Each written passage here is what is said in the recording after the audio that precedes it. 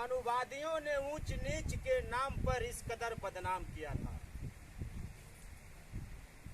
कि मनुवादियों ने ऊंच नीच के नाम पर इस कदर बदनाम किया था। वहीं छुआछूत भेदभाव मिटाने के लिए बाबा साहब ने इजलास नाम किया था। आज शूद्र बेफिक्र होके सो रहा है अपनी झोपड़ियों में। बाबा साहब ने संघर्ष की लड़ाई में कभी नहीं आराम किया था, कभी नहीं आराम किया था। अब मैं चाहूँगा अमरजीत बिंद जी से कि आप अपना विचार रखें। एक बार बोलिए जय भीम, जय भीम, जय भीम, जय भीम। मैं इस अवसर पर सबसे पहले स्वर्गीय डॉक्टर जयप्रकाश भारती के चरणों में कोटि कोटि बार श्रद्धा सुमन अर्पित करता हूँ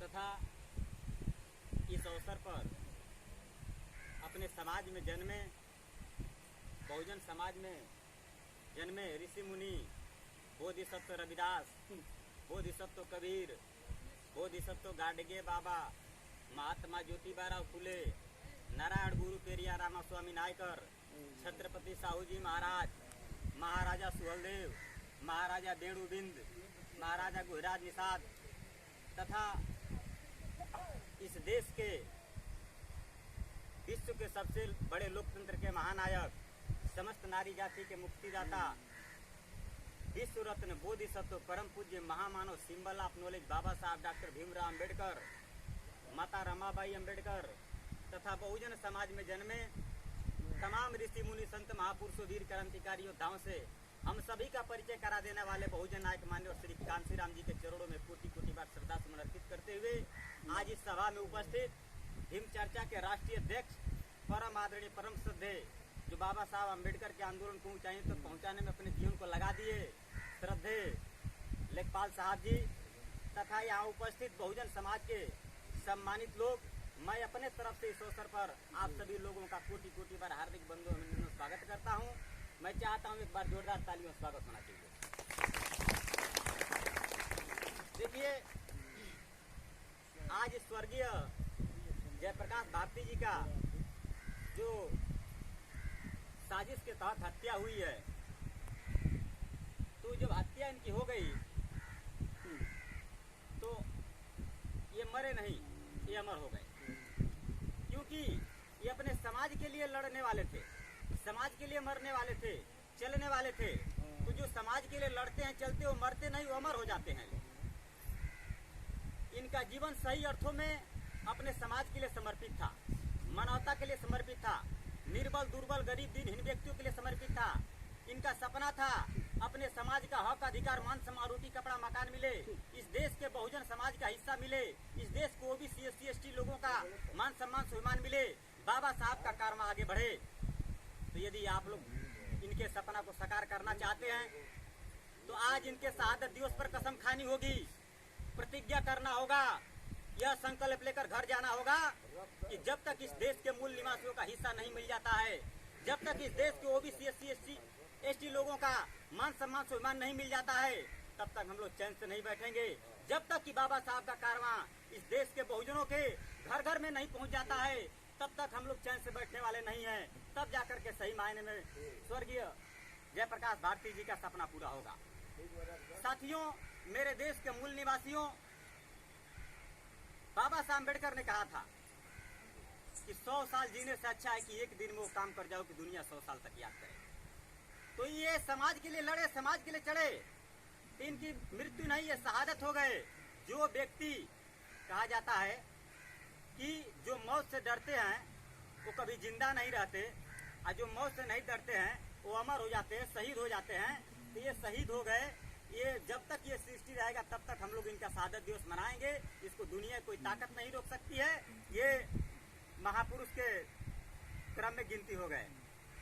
बाबा साहब ने नारायण गुरु पेरिया रामा स्वामी नायकर जी ने कहा था कि जो व्यक्ति जिस समाज में जन्म लिया है, यदि उस समाज के लिए नहीं लड़ता है, नहीं बोलता है, नहीं चलता है, वह व्यक्ति एक जीते जी मुर्दा के समान है।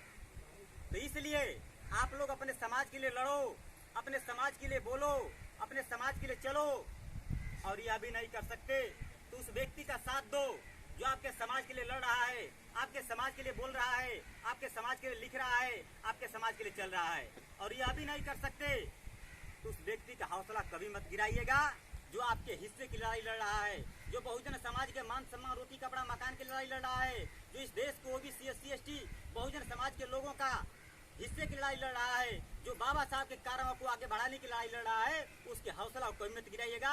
ये बाबा साहब अम्बेडकर ने कहा था, ये नारायण गुरु पेरियार स्वामीनाथन जी ने कहा था, ये माननीय साहब कांसीराम जी ने कहा था। तो मैं ज्यादा कुछ न कहते हुए, दो तीन साहब लोग आए यहाँ हिंदू के नाम पर बोल रहे थे। मानकर चलिए कि जो वक्ता है अपने समाज के, बहुजन समाज के, हिंदू पे टॉपिक उठाते हैं, लेकिन मानकर चलिए कि अगर यहाँ 50 गो राजभर भाई बैठे हैं, 50 गो बिंद भाई बैठे हैं, 50 गो नुनिया कुहार लोहार ये राजभर भाई कुहार भाई बैठे हैं, धोबी भाई बैठे हैं, तो इनको संतुष्ट कैसे किया जाएगा? प्रश्न ये है। मान लीजिए आपको मनवादी हिंदू बनाता है, आपको मूल निवासी बनाना है, तो कहा जाता है कि बड़ा से बड़ा सवाल सूत्र हल होता है।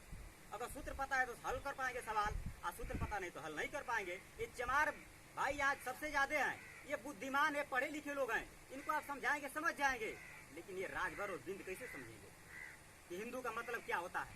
बाबा साहब अम्बेडकर ने हिंदू धर्म का उस समय विरोध किया था। क्यों? हिंदू का मतलब क्या है इस देश के मूल निवासियों को पता नहीं है, राजभर भाई बिंद भाइयों को पता नहीं है कि हिंदू का मतलब क्या होता है। हिंदू कहते किसको हैं? पहले इस देश के मूल निवासी सिंधु थे, उनको हिंदू बना दिया गया, तब हम हिंदू, इस देश के मूल निवासी हिंदू है, तब इनको सिंधु बनाना है। इसके लिए सूत्र होना चाहिए। जैसे मान लीजिए जो भी हम लोग बात करते हैं वो तर्क पर आधारित करते हैं। बाबा साहब ने हिंदू धर्म का विरोध क्यों किया वह तो बाद में बताऊंगा। पहले इन मनवादियों ने जो हिंदू हम लोग को बनाया है, इसके बारे में आप लोग समझ जाइए, इसका मतलब क्या है। जैसे हम लोग जो भी बात करते हैं वो तर्क पर आधारित करते हैं। तर्क का मतलब होता है ज्ञान। और तर्क की बात हम लोग इसलिए करते हैं कि भगवान बुद्ध का जन्म 563 ईसा पूर्व में हुआ था। जब इस दुनिया में वो आए तो देखे कि इस दुनिया में दुख है, दुख का कारण है, उसका निवारण है। कैसे? तर्क के द्वारा। तथागत भगवान बुद्ध ने कहा किसी बात को ऐसे नहीं मान लेना चाहिए जो मोटी मोटी किताबों में लिखा है। किसी बात को तभी नहीं मानना चाहिए कि किसी महापुरुष ने कहा था, किसी बात को ऐसे भी नहीं मानना चाहिए। यह एक अच्छी कहावत है, लोग इसको पहले से कहते आ रहे हैं। तथागत भगवान बुद्ध ने कहा आप उस मोटी हुई किताब में लिखी हुई बात को तब मानो, उस महापुरुष की बात को तब मानो, उस कहावत को तब मानो जब अपने तर्क की कसौटी पे रखो, कसो। यदि वह खारा उतरे तो मानो, नहीं तो मत मानो। तो हम भी आपसे वही कहेंगे, आप हमारी बात को सुनिएगा, उसका तर्क कीजिएगा, सही तो समर्थन, नहीं तो गलत तो विरोध कीजिएगा। तर्क की बात हम लोग इसलिए भी करते हैं कि मान लीजिए आप कोई पीला धातु ले लीजिए और ले जाकर सोनार को दीजिए और कहिए कि भैया सोनार, ये सोना है, इसका हमको पैसा दो। क्या सोनार उसका पैसा देगा? उस पीले धातु को सोनार सबसे पहले अपने तर्क के सोने की कसौटी पर रखकर तरासेगा कि वास्तव में सोना है कि नहीं है, तो कितने कैरेट का, तब आपको उसका मूल्य देगा। तो हम तो बाबा साहब अम्बेडकर के विचारों की बात करने आए हैं, भगवान बुद्ध के सिद्धांतों की बात करने आए हैं, माननीय कांसीराम के विचारों की बात करने आए हैं, इस देश के मूल निवासियों के हक अधिकार मान सम्मान रोटी कपड़ा मकान की बात करने आए हैं। तो हम लोग क्यों नहीं किसी बात का तर्क करें, सही तो समर्थन, नहीं तो गलत तो विरोध करें। हमारा टॉपिक है हिंदू। बस इसी टॉपिक को बोलकर मैं अपनी बात को समाप्त करूंगा। जैसे मान लीजिए यहाँ बैठे हुए हम पूछना चाहते हैं, बैठे हुए कितने लोग हिंदू हैं? थोड़ा हाथ उठाइए, अगर है तो हाथ उठाइए, नहीं है तो कोई बात नहीं। जैसे मान लो यहाँ पे राजभर भाई बैठे हैं 50 को, बिंद भाई 50 को बैठे हैं, लोहार कुहार पर धोबी बैठे हैं, तो भैया फट से हाथ उठा दें कि हम हिंदू हैं।